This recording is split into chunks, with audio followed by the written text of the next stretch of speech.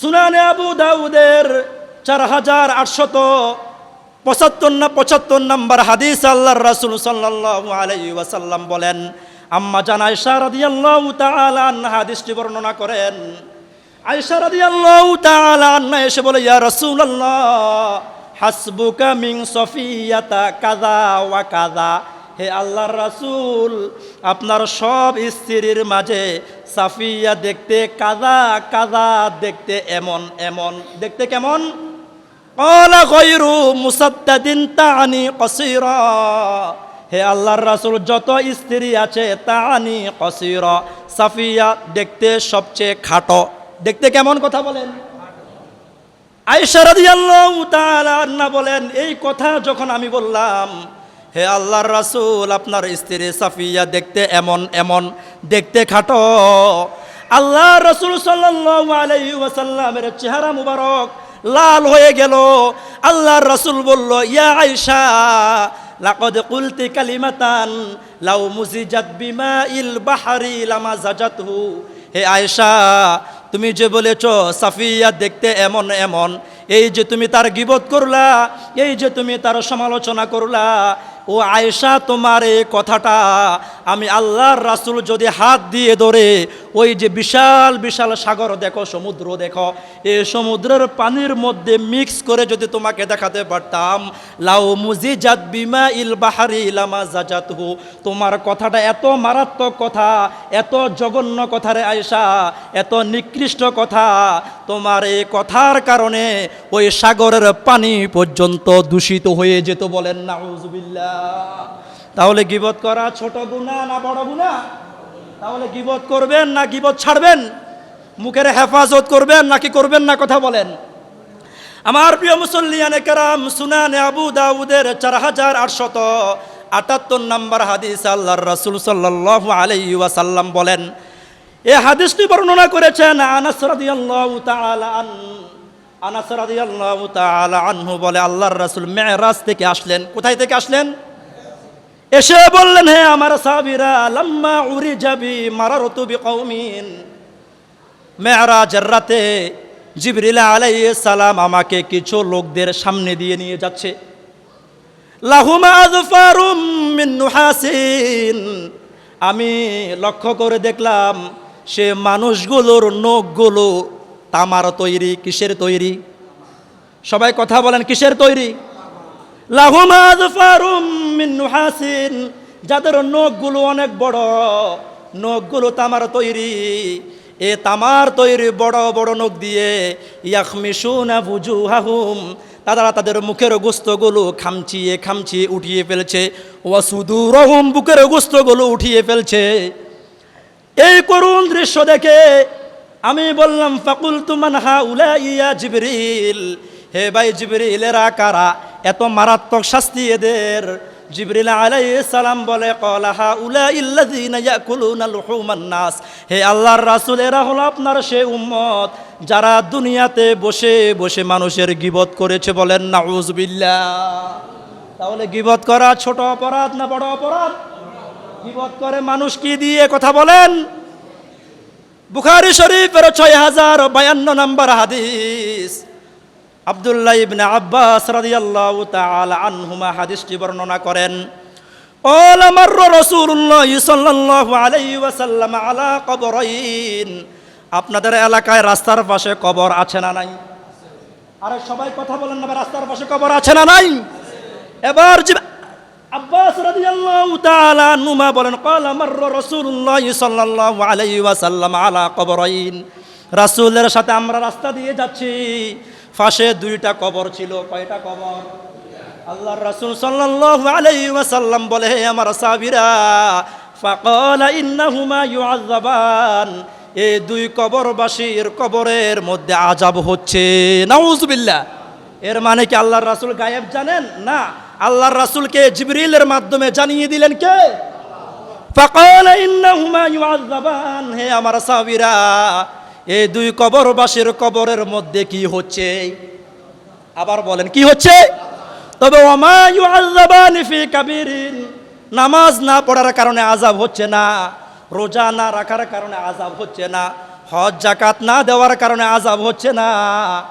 আম্মা হাযা ফাকানা লা ইস্তাতিরু মিন বাউলি, এ কবরবাসীর কবরের আযাব হওয়ার কারণ হচ্ছে এ আল্লাহর বান্দা যখন প্রস্রাব করত তখন ভালোভাবে পবিত্রতা অবলম্বন করত না। এরপর আম্মা হাযা ফাকানা ইয়ামশি বিন নামিমা, আরেক কবরের দিকে ইশারা করে বললেন এই কবরবাসীর আযাব হওয়ার কারণ হচ্ছে আল্লাহর বান্দা মসজিদে এসে 5 ওয়াক্ত নামাজ পড়তো, আল্লাহর বান্দা রমাদানুল কারীমে রোজা রাখতো, আল্লাহর বান্দা মানুষদেরকে সৎ কাজের আদেশ করত, অসৎ কাজের নিষেধ করত, আবার বশিকপুর বাজারে গিয়ে দোকানে বসে বসে ছগলখড়ি করতো। বলেন নাউজুবিল্লাহ। এইরকম কিছু নামাজিও আছে না নাই? আপনারা আমার বেয়াদবি মাফ করুন ভাই, আমার 10 দিন আগে হাত অপারেশন হয়েছে, সেজন্য আমার ডান হাতের চেয়ে একটু বাম হাত একটু লাড়াচাড়া বেশি করতে হচ্ছে আমার। তাহলে আপনি নামাজ পড়বেন, আপনি রোজা রাখবেন। আমার ভাইয়েরা, অনেক নামাজি আছে মানুষের গীবত করে, আছে না নাই? মসজিদে বসে বসে আবার মানুষের সমালোচনা করে, এইরকম কিছু মুসল্লিও আছে না নাই? আছে না নাই? কথা বলেন আমার ভাইয়েরা। আপনি তো মনে করেছেন নামাজ পড়ে আপনি জান্নাতে চলে যাবেন, আপনি মনে করেছেন আপনি রোজা রেখে আপনি জান্নাতে চলে যাবেন। লম্বা একটা হাদিস, এই হাদিস বলে আমার আলোচনা শেষ। ইনশাআল্লাহ শুনবেন কিনা? একটা হাদিস শুনবেন ইনশাআল্লাহ। এই হাদিসটি জামিউত তিরমিজির 2616 নম্বর হাদিস। মুআজ ইবনে জাবাল রাদিয়াল্লাহু তাআলা আনহু বলেন, কুনতু মা'আন নবী সাল্লাল্লাহু আলাইহি ওয়াসাল্লাম ফি সাফারিন। একদিন আমি মুআজ আল্লাহর রাসূলের সাথে একটা সফরে ছিলাম। আমি বললাম, আখবিরনি বিআমালিন ইউদখিলুনিল জান্নাহ, হে আল্লাহর রাসূল আপনি আমাকে একটা আমল শিক্ষা দেন। আখবিরনি বিআমালিন ইউদখিলুনিল জান্নাহ, যে আমলটা আমাকে আল্লাহর জান্নাতে নিয়ে যাবে। সুবহানাল্লাহ। আর ওয়ায়ুবাইদুনি মিনান নার, আমাকে সেই আমলটা আল্লাহর জাহান্নাম থেকে অনেক দূরে রাখবে। বলেন সুবহানাল্লাহ।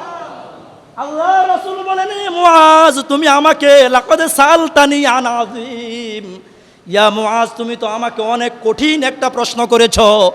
আমার সাহাবীরা রাত দিন আমল করে তাও আল্লাহর দরবারে কান্নাকাটি করে, এত আমল করে জান্নাতে যাব নাকি যাব না চিন্তার মধ্যে আছে।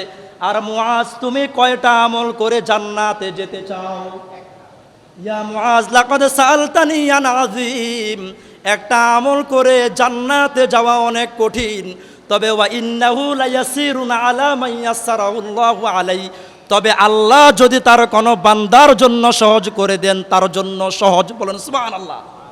এই যে নামাজ পড়ে জান্নাতের আশা করেন, আল্লাহ রাসূল সাল্লাল্লাহু আলাইহি ওয়াসাল্লাম হাঁটতে হাঁটতে কথা বলেন, ইয়া মুআজ আনতা আবুদুল্লাহ, ইবাদত করবা কার? কথা বলেন, ইবাদত করবা কার? ওয়ালা তুশরিকু বিহি শাইয়া, আল্লাহর সাথে কাউকে শরীক করবা না। ওয়া তুকিমুস সালাহ, সালাত কায়েম করবা। ওয়া তুতিজ যাকাত, যাকাত আদায় করবা। ওয়া তাসুমু রমাদান, রমাদানুল কারীমে রোজা রাখবা। ওয়া তাহুজ্জুল বাইত মান ইসতাতা ইলাইহি সাবিলা, সামর্থ্য থাকলে হজ করবা। কি করবা? জানতে চেয়েছে কয়টা আমল, কথা বলেন। আর আল্লাহর রাসূল বলেছেন কয়টা? এবার আল্লাহ রাসূল সাল্লাল্লাহু আলাইহি ওয়াসাল্লাম বলে, আলা আদুল্লুকা আলা আবওয়াবিল খাইর, ইয়া মুআজ তুমি অধৈর্য হইও না, তোমার একটা আমলের কথা আমি রাসূলের মনে আছে, আমি তোমাকে শেষে বলবো। ইয়া মুআজ আলা আদুল্লুকা আলা আবওয়াবিল খাইর, তুমি কি দুনিয়া এবং আখিরাতে সফল হতে চাও কিনা? আপনারা চান কিনা? আল্লাহ রাসূল বলেন, আস-সাওমু জুন্নাহ, বেশি বেশি নফল রোজা রাখবা, দুনিয়া এবং আখিরাতে সফল বানিয়ে দিবেন কে? এরপর ওয়াস-সাদাকাতু তুতফিউল খাতিয়াতা কামা ইউতফিউল মা আন-নার, বেশি বেশি আল্লাহর রাস্তায় দান করবা। আগুন যেভাবে পানি যেভাবে আগুনকে নিভিয়ে দেয়, ঠিক তেমনিভাবে আল্লাহর কোনো বান্দা যদি আল্লাহর রাস্তায় বেশি বেশি দান করে, তার গুনাহগুলো দান সেভাবে মিটিয়ে দেয়। বলেন সুবহানাল্লাহ। 3 নম্বর বলেন, ওয়াসালাতুর রাজুলি মিন জাওফিল লাইল, রাতের বেলায় সবাই যখন ঘুমায় শেষ রাতে উঠে তুমি তাহাজ্জুদ নামাজ পড়ো। বলেন সুবহানাল্লাহ। প্রথমে বলেছেন কয়টা আমলের কথা? ভাই কথা বলেন, প্রথমে বলেছেন কয়টার কথা? 6টা। আল্লাহ রাসূল প্রথমে বলেছেন 6টা, এরপর বলেছেন কয়টা? হয়েছে কয়টা? এবার বলে ইয়া মুআজ আলা উখবিরুকা বিরাসিল আমরি কুল্লি ওয়া আমুদিহি ওয়াজিরওয়াতি সানামি। হে মুআজ, আমি কি তোমাকে বলবো এই যে এত ইবাদতের কথা বললাম, সব ইবাদতের ফিলারের নাম কি, সব ইবাদতের স্তম্ভের নাম কি, সর্বোচ্চ শিখরের নাম কি? মুআজ রাদিয়াল্লাহু তাআলা আশ্চর্য হয়ে গেলেন। জানতে চাইলাম একটা আমলের কথা, আল্লাহর রাসূল এখন বললেন আবার কয়টা? আল্লাহর রাসূল বলে ক্বালা রাসূল আমরিল ইসলাম, সব ইবাদতের মূলের নাম হচ্ছে ইসলাম। বলেন সুবহানাল্লাহ। এরপরে ক্বালা রাসূল আমরিল ইসলাম ওয়া আমুদুহু সালাহ, আর ইসলামের ফিলারের নাম হচ্ছে 5 ওয়াক্ত সালাত, আর ইসলামের সর্বচূড়ান্ত ফিলারের নাম হচ্ছে আল্লাহর রাস্তায় জিহাদ। বলেন সুবহানাল্লাহ। এবার আল্লাহর রাসূল সাল্লাল্লাহু আলাইহি ওয়াসাল্লাম বলেন ইয়া মুআজ, ইয়া মুআজ, আমি কি তুমি যে একটা আমলের কথা জানতে চেয়েছো, সে আমলটার কথা আমি বলবো কিনা? ইয়া মুআজ, তোমাকে আমি আল্লাহর ইবাদতের কথা বললাম, আল্লাহর সাথে শিরিক না করার কথা বললাম, নামাজের কথা বললাম, রোজার কথা বললাম, হজের কথা বললাম, যাকাতের কথা বললাম, আল্লাহর রাস্তায় দান সদকার কথা বললাম, তাহাজ্জুদ নামাজের কথা বললাম, ইসলামের কথা বললাম, জিহাদের কথা বললাম। এই সব ইবাদতের মূল ইবাদত হচ্ছে ক্বালা ফাআখাযা বিলিসানি। তুমি যদি তোমার জবানের হেফাজত যদি করতে না পারো, মুখের হেফাজত যদি করতে না পারো, নামাজ পড়লে কি হবে, রোজা রাখলে কি হবে, হজ করলে কি হবে, যাকাত দিলে কি হবে? শুধুমাত্র মুখের গুনার কারণে সব ধ্বংস হয়ে যাবে। নাউযুবিল্লাহ। এবার মুআজ রাদিয়াল্লাহু তাআলা আনহু বলে ওয়া ইন্না লামুআখাযুনা বিমা নাতাকাল্লামু বি। হে আল্লাহর রাসূল, বশিকপুর বাজারের কথা নাই, বোঝানোর জন্য বললাম। ইয়া রাসূলুল্লাহ, বশিকপুর বাজারে বসে বসে এক বন্ধু আরেক বন্ধুর সাথে মজা করে ঠাট্টা করতে করতে যে গালি দিলাম, হাসি ঠাট্টা করতে করতে যে মজা করলাম, ইয়া রাসূলুল্লাহ ওয়া ইন্না লামুআখাযুনা বিমা নাতাকাল্লামু বি, এর জন্য আল্লাহর কাছে জবাব দেওয়া লাগবে কিনা? আল্লাহ রাসূল বলেন ইয়া মুআজ, প্রথমে 6টা ইবাদতের কথা বললাম, এরপর 3টা বললাম, 9টা, এরপর 3টা বললাম, 12টা। এই 12টা ইবাদত যদি আল্লাহর কোনো বান্দা না করে, তারপরেও আল্লাহ তার পাগুলো উপরের দিকে দিয়ে মাথা নিচের দিকে দিয়ে আল্লাহ জাহান্নামে নিক্ষেপ করবে না। আল্লাহর রাসূল বলে ইয়া মুআজ, হাল ইয়াকুব্বুন নাস ফিন্নারি আলা ওয়ুজুহিহিম আও আলা মানাখিরিহিম ইল্লা হাসাইদু আলসিনাতিহিম।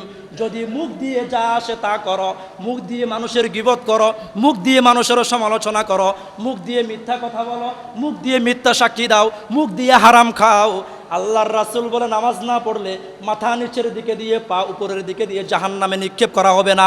আর কোনো গুনাহ করলে এই রকম শাস্তি নয়, শুধুমাত্র আল্লাহর যে বান্দারা জবানের হেফাজত করবে না, মুখের অপব্যবহার করবে, তাদের পাগুলো উপরের দিকে দিয়ে মাথাটা নিচের দিকে দিয়ে আল্লাহ জাহান্নামে নিক্ষেপ করবেন। নাউযুবিল্লাহ। তাহলে আমার প্রিয় দিনী ভাইরা, আপনারা মনে কষ্ট নেবেন না। মসজিদ কমিটি আমাকে আবদার করেছে, সেজন্য আমি আপনাদের 10 মিনিট সময় বেশি নিয়েছি। আল্লাহ রাব্বুল আলামিন হিফজুল লিসান, জবান সম্পর্কে আমরা যে আলোচনা করেছি, আল্লাহ রাব্বুল আলামিন আমাকে সহ আপনাদের সবাইকে আল্লাহ জবানের হেফাজত করার তৌফিক দান করুন।